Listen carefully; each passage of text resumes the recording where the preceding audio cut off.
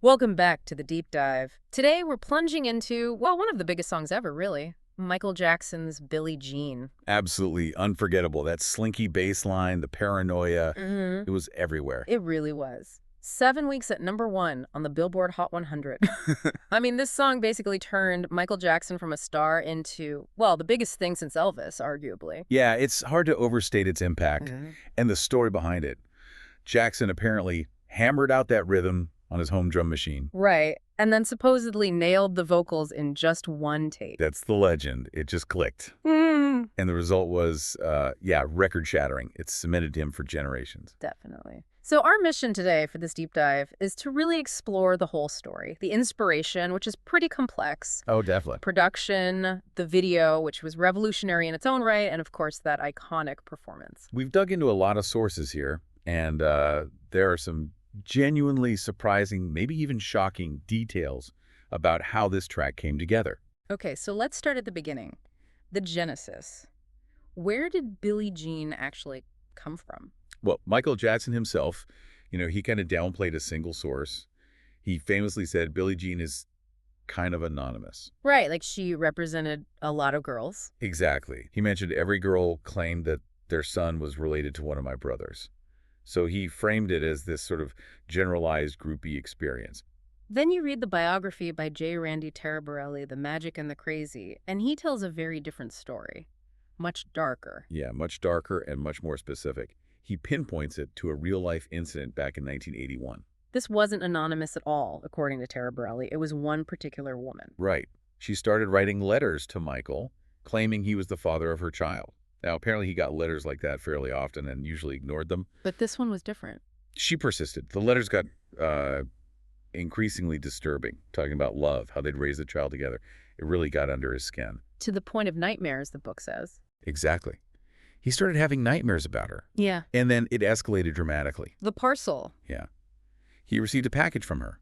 Inside, her picture, a gun, Wow. and a letter telling Michael to kill himself on a specific day at a specific time. And she said she'd do the same after killing their baby. That's absolutely chilling. It is. And according to Taraborelli, Michael was deeply, profoundly affected by this. He rarely spoke about her afterwards, but the song, Billie Jean, became his outlet, his way of processing it without naming her. That puts a completely different spin on the song, doesn't it? But then you have Quincy Jones's version of events. Right, which is almost comical in comparison, though it's still kind of weird. What did he say? Jones remembered Michael finding some woman just lounging by his pool one day. Yeah. Sunglasses, bathing suit, the whole deal, Just showed up. apparently. And she accused Michael of being the father of one of her twins. None of her twins. Okay. Yeah, Quincy apparently just thought the whole situation was pretty Yeah. funny. So you've got Michael saying it's anonymous, the biographer detailing this incredibly disturbing specific incident with a gun. And Quincy Jones with a sort of poolside anecdote that sounds more like a quirky nuisance. It's quite a range of inspirations, isn't it? What really strikes you as the most, I guess, plausible or compelling source behind it all? For me, I think the Taraborelli account, as horrifying as it is, it feels like it carries the weight you hear in the song's Paranoia, that dark edge. The idea of someone being that obsessed, sending a gun, that feels like the kind of trauma that would fuel a song like Billie Jean. The Quincy Jones story feels maybe more like the type of thing that happened often, but the Taraborelli story feels like this story. What about you? I agree, the intensity of the biographer's story really resonates with the song's feeling. But the fact that Quincy Jones had his own lighter anecdote kind of suggests maybe Michael was dealing with this sort of thing constantly on different levels of severity. Yeah, that's fair. Maybe the song became a container for all of it, but that one specific incident was the catalyst. Right. A mosaic, like you said earlier. Okay, so that's the potential why. Let's talk about the how. Crafting the actual hit. This part's fascinating, too, because even getting the song made involved some battles, starting with the title. Ah, yes, the title tussle. Quincy Jones wasn't keen on Billie Jean, was he? No, he was worried people would immediately think of the tennis star, Billie Jean King. He pushed hard for Not My Lover instead. But Michael stuck to his guns. He did. He felt Billie Jean was right, and he won that one. And wasn't there another disagreement about the intro? Oh yeah, the intro's long. Almost 30 seconds before the beat really kicks in. Quincy thought it was way too long. He said you could shave during it. Yeah, something like that. He wanted to get to the melody much faster. standard pop formula, But Michael had the perfect comeback. He did. He just said, quite simply, that the long intro was what made him want to dance. And you don't argue with Michael Jackson about dancing. Apparently not. Quincy conceded. Michael won that battle, too. It shows how strong his vision for the song was, even against a producer like Quincy Jones. He talks about that intuition in his book, Moonwalk. Yeah, he said something like, a musician knows hit material. It has to feel right. I knew Billie Jean was going to be big while I was writing it. He just knew. That conviction is amazing. And it almost led to disaster, didn't it? The Rolls-Royce story. Oh, that story is wild. He was driving, apparently completely lost in the tune of Billie Jean playing in his head. Just consumed by it. Totally. So consumed, he didn't notice his Rolls-Royce was actually on fire. Seriously? On fire? Yep, flames coming from underneath. He was getting off the freeway when some kid on a motorcycle pulled up alongside him, yelling about the fire. Wow, that kid might have saved his life. Very possibly. Michael pulled over, and the whole bottom of the car was engulfed, just completely absorbed by the music. That's dedication. Or maybe just extreme focus. It also shows the pressure they were under, right? The Thriller album deadline was tight. Incredibly tight. They supposedly did most of the work in about 8 weeks, which is insane for an album of that complexity and impact. And that pressure led to some interesting studio tricks, didn't it? Like the cardboard tubes? Yeah. For some of the vocal parts, to get a specific kind of percussive sound, he apparently sang through long cardboard tubes. Resourceful. Definitely low-tech for such a high-stakes album. Yeah. And the strings, that was another specific choice. Right. Bruce Sweetin, the engineer, wanted a very classical feel, not a syrupy pop string section. So he used violins, violas, cellos. But no basses, apparently. Really aiming for that specific texture. It's all these little details. The title fight, the long intro, the cardboard tubes, even the near-death experience that somehow came together. It really makes you appreciate how deliberate and sometimes accidental the creation of an iconic sound can be. It wasn't just genius. It was also argument, intuition, improvisation. And maybe a little bit of luck, like not having your Rolls-Royce explode. Right. Okay, so the song itself is a masterpiece of production, but then came the video. Which was just as revolutionary in its own way. Directed by Steve Barron, they picked him because they liked his video for the Human League. Don't you want me? Yeah. He had this initially more complex idea involving lots of dancers. But the budget was tight, right? Even for Michael Jackson at that point. Apparently so, which forced them to simplify. And that simplification led to the iconic concept, the Midas touch. Where everything Michael touches or steps on lights up. Exactly. Those glowing pavement squares. Yeah. Pure visual magic, born partly out of necessity. And they used some clever old-school tricks too, didn't they, for the cityscapes? Yeah. To make the sets look bigger without building huge backgrounds, they apparently placed painted glass panels in front of the camera for some of the wide shots. Smart. Like matte paintings almost. Kind of. Very resourceful filmmaking. Barron talks about the first time they filmed Michael dancing for the video. He said the whole crew just stopped what they were doing. Yeah, he described people up at the gantries, painters on other sets, everyone just spontaneously applauding after the first take. He said they all knew they'd just witnessed another era of superstar. You get chills hearing that. They could feel it happening. And this video became hugely significant for MTV, didn't it? The whole breaking the color barrier discussion. It's a major part of the Billie Jean legacy. Now, we need to be careful here.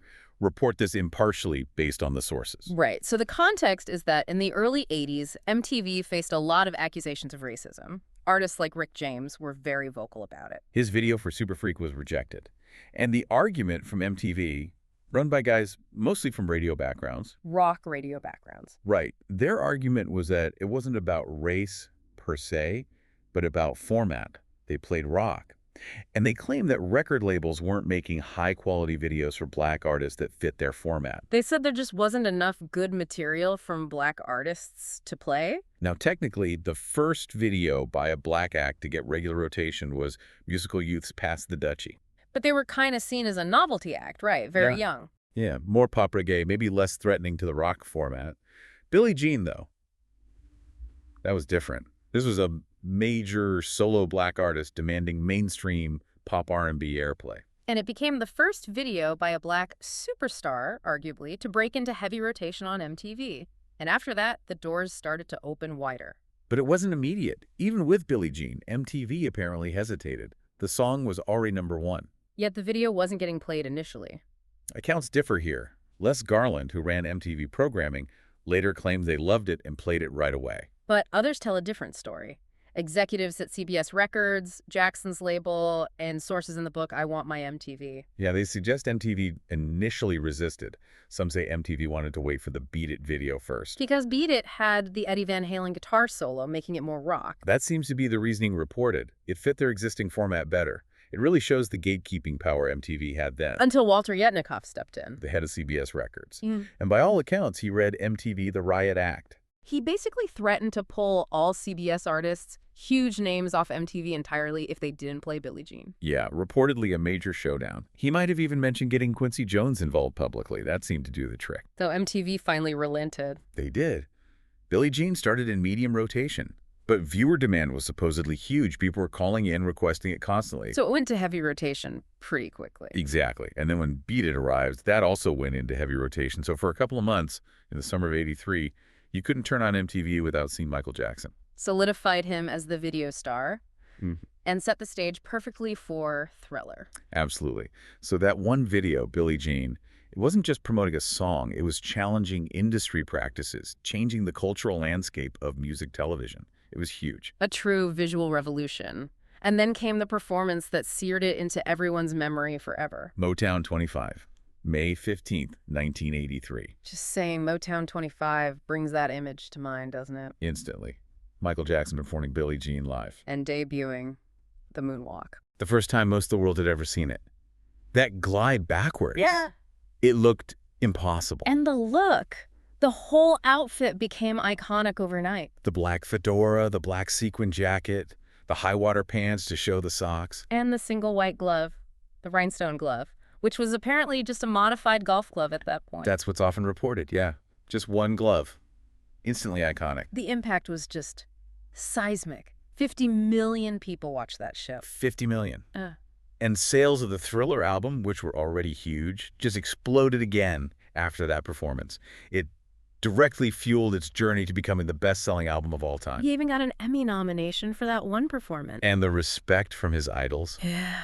That's amazing, too. Fred Astaire. The Fred Astaire called him the next day. To praise his dancing. Imagine getting that call. Unbelievable. And Sammy Davis Jr. apparently loved the sequin jacket so much. Michael later gave it to him as a gift. Yeah. Incredible gestures. It shows the magnitude of that moment. And Billie Jean itself kept racking up awards. 2 Grammys in '84, Best R&B Song, Best R&B Male Vocal Performance. Part of that historic 8 Grammy night. It just cemented everything. The song, the video, the performance, it all locked together to create this legendary status. And the song still gets massive airplay. Over 250,000 spins a week, apparently. Yeah. Still. It's just synonymous with him, the king of pop.